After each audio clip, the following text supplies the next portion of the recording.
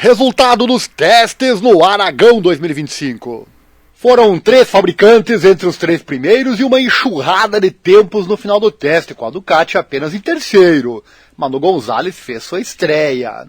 O teste oficial no Motorland Aragon, após a 8ª rodada do ano, foi realizado com sucesso e nos deu muita coisa interessante, desde melhorias tardias, novos pacotes aerodinâmicos, braços oscilantes de fibra de carbono, adaptações de carenagem e uma estrela estreante que impressionou muitos. Maverick Viñales, da Red Bull KTM Tech 3, com Marco Bezzecchi, da Aprilia Racing, separados por 6 milésimos, na P1 e P2, e o Marc Marquez da Ducati Lenovo Team apenas em terceiro, a 55 milésimos de diferença para o líder. Começando com a Honda, evolução, mas não revolução. No box da Honda, o principal ponto de discussão centrou-se em Joan Mir, da Honda HRC Castrol, testando o braço oscilante de fibra de carbono, que o testador Alex Pargaró usou pela primeira vez no GP da Espanha. Com a ausência do companheiro de Mir, Luca Marini, que está contundido, muito da carga de testes foi colocada nos ombros do campeão do mundo lá de 2020. Mir ficou em P10 e garantiu que todos os 5 fabricantes estivessem presentes entre os mais importantes 10 primeiros, algo para ficar de olho para seguir em frente. O gerente da equipe, Alberto Puig, comentou que outros pequenos itens estavam sendo executados durante o teste por Mir. O vencedor do GP da França, Johan Zarco, da Castrol Honda LCR, também experimentou e gostou do novo braço oscilante. O novato soube que a Chantra, da Idemitsu Honda LCR, continuou na sua posição costumeira, em último, a 2.2 do líder. Não havia nada de radical em termos de motor e peças aerodinâmicas para a Honda. Zarco ficou em P17. Yamaha, os braços oscilantes continuam fundamentais, e olha só o V4 no final da semana em Barcelona. Foi um dia produtivo na Yamaha, com muitos itens para experimentar. Enquanto o Fábio Quartararo, da Monster Energy Yamaha MotoGP, teve o mesmo braço oscilante pela manhã que usou durante todo o fim de semana. Na aerodinâmica frontal, o pacote mais recente continua sendo usado por Quartararo e Rins, eles que fizeram vários trabalhos aerodinâmicos. O 42 também caiu 2 vezes, uma na curva 12 e a outra depois na curva 8. Mas ambos os pilotos terminaram cedo, optando por não causar confusão com uma experiência extra criada após 3 dias de ação na pista. P7 para Fábio, P18 para Alex. Na equipe prima para Maki Yamaha MotoGP, os braços oscilantes também foram a maior decisão do dia, com ambas as variedades apresentadas. O problema da Yamaha tem sido a aderência traseira, e isso é algo que está sempre aparecendo em circuitos como Aragão e Barcelona-Catalunha. É por isso que os pilotos em tempo integral da Satélite também estão aqui esta semana, com Jack Miller e Miguel Oliveira juntando-se ao piloto de testes oficial Augusto Fernandes, também na pista em Barcelona em poucos dias. O de Fernandes e seu colega piloto oficial Andrea Dovizioso usarão uma versão mais recente do V4 da Yamaha. Olha só, hein? Então temos essa confirmação tão esperada, só aguardar. Lembrando que a fonte desta informação é a própria MotoGP. Para Miller e Oliveira, um dia estável, mas positivo, 14º e 15º. Ducati, Pecco desfrutando de nova carenagem, Marques em P3. A Ducati estava trabalhando em uma nova carenagem, vista anteriormente na pré-temporada, e enquanto isso, Francesco Bagnaia, da Ducati Lenovo Team, gostou, mas não tinha 100% de certeza disso. Esse foi o principal item a ser testado pela equipe de fábrica, não querendo perturbar a boa sensação que desfrutaram no domingo. Questionado se isso será ou não usado por Pecco em Mugello, o chefe da equipe David Tardozzi afirmou que é provável que seja visto em Mugello, enquanto também disse que acha, olha só, que temos o Pecco de volta. E apesar dessa declaração do David, para nós isso tudo ficou muito confuso. Tardozzi elogiou o Pecco e o Pecco não tendo 100% de certeza. E ainda terminando o teste em P9, né? Sei lá.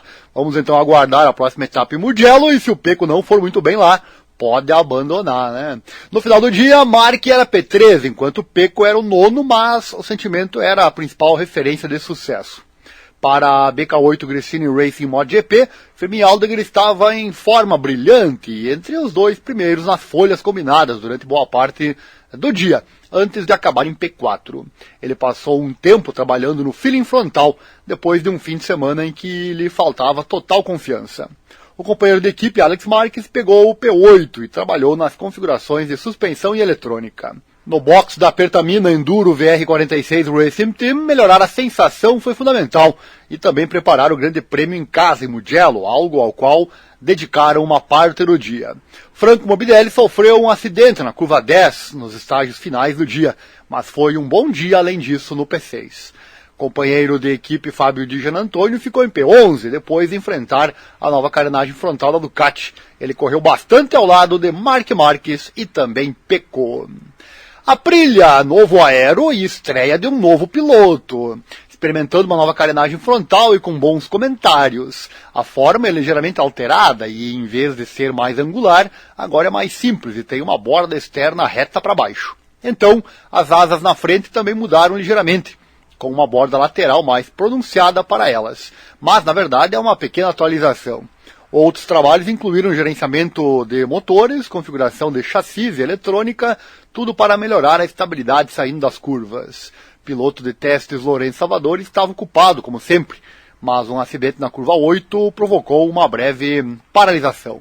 Bezek foi um melhorador tardio até o P5, antes de superar os tempos em 1:47.700, até finalmente acabar em P2, por apenas 6 milésimos.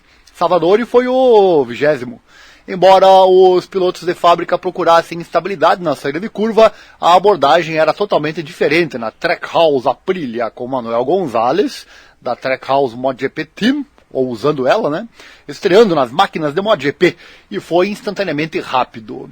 Substituindo o machucado Ayogura, Manu Gas foi direto no ritmo, e apesar da queda na curva 2, impressionou o chefe de equipe, David Brivio, que falou de como ele estava orgulhoso em dar uma chance a um jovem piloto que merece. O 18 melhorou nas voltas finais para passar para P21. O líder da equipe, Raul Fernandes, também estava em ação e melhorou no final, indo para P12. Para todas as Aprilias foi um teste vital, em temperaturas quentes, uma fraqueza vista em 2024. E por fim a KTM, muitas peças novas vistas em ambas as garagens.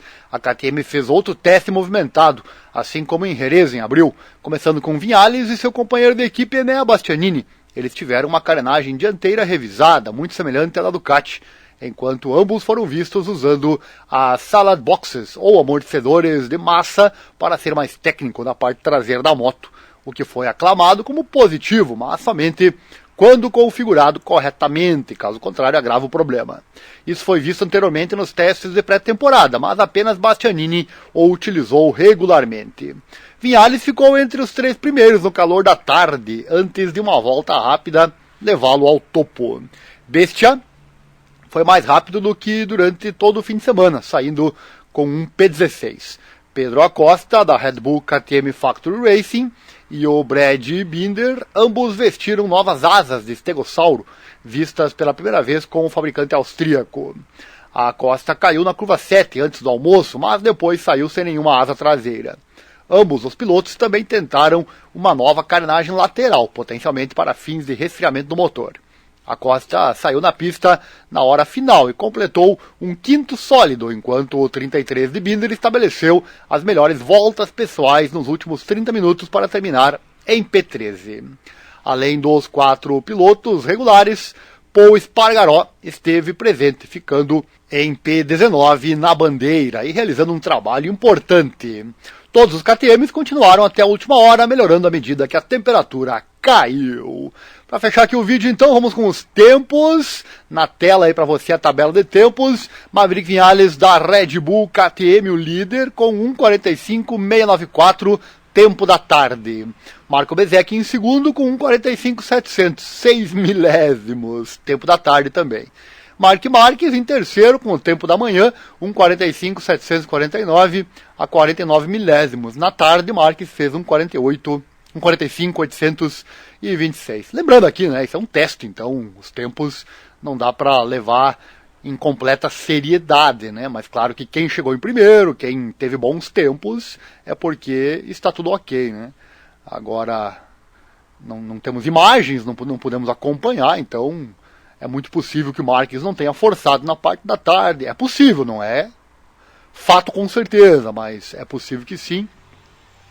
Então os testes, realmente os tempos não dá para tirar como um valor final, mas dá para ter uma boa ideia, né? Vinhales e Bezzecchi então foram mais rápidos que o Marques, dá para tirar aquele conclusão aqui. Bezzecchi forte, a Aprilia tem condição de andar bem. O Vinhales, mesma coisa, né? O Marques é o Marques, não precisa falar muito, né? O quarto colocado, Fermin Aldeguer. Olha o Aldeguer aí, hein? Outro piloto que está se mostrando muito bem na sua estreia na MotoGP, né? Bem rápido. Com moto boa é fácil, é verdade, né? Com a Ducati na mão, né? Mas tem muita gente aí com Ducati que não está fazendo a mesma coisa que o Aldeguer faz. Então com a Gresini ele chegou em quarto, tempo da tarde, a 2,5 décimos do líder. O quinto, Pedro Acosta. Acosta é o Acosta, sempre aí na intermediária, né? Logo atrás dos líderes. Pedro Acosta 1,46,0, 3 décimos do líder. Dando sequência o sexto, Franco Morbidelli, bem também, né? Também ali brigando na intermediária com a VR46, tempo da manhã, 1,46,0. O sétimo, Fábio Quartararo, um gap de meio segundo. Alex Marques em oitavo, um gap de meio segundo. Pecco Bagnaia, tá aí o Pecco, hein? Não dá. Aqui é o que eu digo, né? É um teste, o tempo é o que menos vale. Só que se tivesse tudo certo, o Pecco seria P1, P2, P3 e não P9, né? Então, com certeza, nesse caso aí dá para tirar uma conclusão, né? Enfim. E tire você também as suas conclusões. Deixa um comentário aí o que você achou desses resultados do teste. Pecco, 7 décimos praticamente, né? É muita diferença, né? Joe Mir em décimo, com a Honda fechando também a 7 décimos. Depois P11 para Dijan Antônio. P12, Raul Fernandes. P13, Brad Binder. P14, Jack Miller. P15, Miguel Oliveira. P16, Enea Bastianini. P17, o Zarco. P18, Rins. P19, Rins também é outro, né? Complicado o resultado dele. Todo ano já o Rins não mostrou nada até agora. Podiam chamar o Diogo Moreira para essa vaga aí, né? Não seria má ideia. O Diogo, que muito se falou, né? Que o Manu Gonzalez foi chamado para fazer esse teste com a Aprilia e muito se especula, porque o Diogo já tem ligação com a Yamaha, né? Devido a Yamaha fornecer as motos de teste para ele. Claro que isso não garante nada, não garante que ele tenha um pré-contrato, por exemplo, com a Yamaha MotoGP, mas é um indício, né? Então muito se falou que o Diogo seria o nome para ter feito esse teste no lugar do Manu Gonzalez, né? Apesar do Manu Gonzalez ser líder do campeonato, mas o Diogo é aquele piloto em que todo mundo está de olho, né? As câmeras da MotoGP de olho, tem muitas fábricas com certeza de olho. Claro que nós brasileiros puxamos um pouquinho pro nosso lado também a brasa, né? Claro, pro nosso assado, né? Faz parte. Mas o Diogo bem que é, no mínimo, um bom candidato a ter participado desse teste, com certeza, né? Mas claro, como eu falei, a ligação com a Yamaha pode ter atrapalhado essa questão, né? E o convite não viria da Aprilia, né? E se veio, ele não aceitou, obviamente, né? Pode não ter aceitado. P19, Espargaró. P20, Salvador. E P21, então, Manu Gonzalez. Legal, hein, né? Obviamente não ia fazer um tempo igual os líderes, né? Mas já foi melhor que o Chantra, por exemplo, né? Então mostra que talento ele tem, né? 2.1 de gap para o líder. Isso é um tempo de estreante. Muito bom o tempo do Manu Gonzalez, com toda a certeza, né? Comparar aqui com o Rins, por exemplo. O Rins fez 1.6 para o líder. É meio segundo apenas do Rins, né? Então, Espargaró também, né? Piloto da MotoGP bem experiente. Espargaró ficou a 1.8, o Manu a 2.1, 3 décimos. Então, realmente fez um tempo excepcional o Manuel Gonzalez. E o Chantra, né? O Chantra tá aí na sua posição costumeira, né? A última posição no teste. O recorde de todos os tempos, o Marques estabeleceu, ou melhor, o recorde de todos os tempos, 1:45.694. Um novo recorde, hein? Olha só, Maverick Vinhales. Eu tava pensando aqui, mas o Marques tinha estabelecido esse tempo lá durante a etapa de Aragão. O Vinhales veio aqui e bateu o recorde, hein? Olha só, interessante. Recorde de todos os tempos para Maverick Vinhales, então 1:45.694. Top, hein? Tá aí, mostrando. E esse tipo de coisa a gente vai analisar que aqui, com certeza, eles atacaram o tempo, né? Esse tempo vale realmente como um tempo tempo final, digamos, como se fosse uma qualificação, né? Fantástico.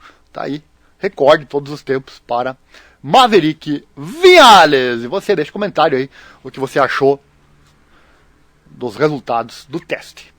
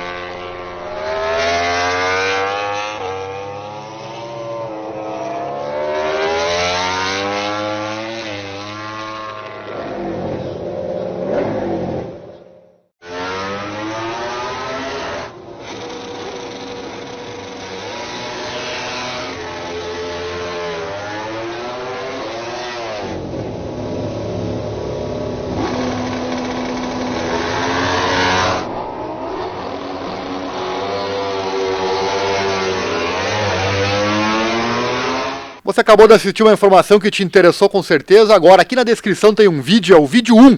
Acesse ele e assista, eu prometo que eu vou mudar a tua vida financeira de forma positiva, para sempre. Assista lá o vídeo. Se você gostar daquilo que eu falo nesse vídeo, entre em contato comigo. Meu contato também está aqui na descrição. Repito, eu mudo para sempre a tua vida financeira de forma positiva, eu prometo. E aqui no canal, o de sempre. Deixa o like, se inscreva, compartilhe com os amigos, assim o canal cresce e você ganha mais conteúdo. Visite também nossos demais canais aqui no YouTube, que você verá agora na sequência. Um abraço e até logo.